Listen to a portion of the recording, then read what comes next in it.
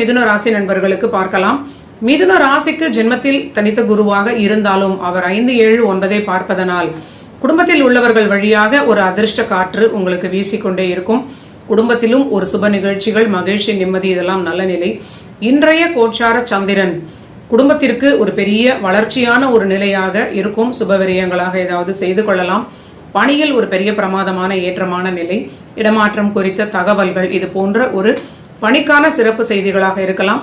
ஆனால் தாயார் ஆரோக்கியம் கண்டிப்பாக இன்று அதிக கவனத்துடன் பார்த்து கொள்ள வேண்டும். அடுத்தது கடகராசி நண்பர்களுக்கு பார்க்கலாம். கடக ராசிநாதனாகவே இருக்கக்கூடிய சந்திரன் இன்று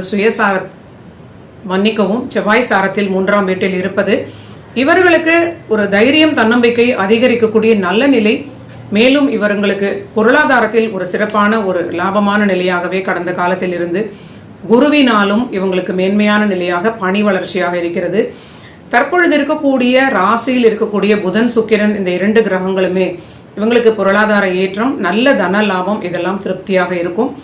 ஆனால் கண்டிப்பாக தாயார் ஆரோக்கியம், தந்தையார் ஆரோக்கியம், ஜாதகர்கள் தன்னுடைய ஆரோக்கியத்திலும் சிறிது கவனமாக இருப்பது, அடுத்ததாக குடும்ப வாழ்விலும் சற்று அக்கறையாக இருப்பது ஒரு நல்ல பலனை கொடுக்கும். அடுத்தது சிம்ம ராசி நண்பர்களுக்கு பார்க்கலாம்.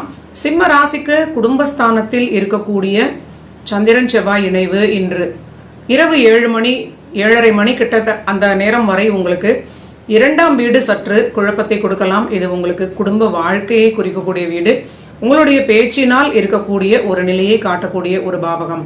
ஸோ பேச்சினால் குடும்ப வாழ்க்கையில் சில குழப்பங்கள் கண்டிப்பாக ஏற்பட சில கிரக தூண்டுதல்கள் உங்களுக்கு இருக்கலாம்.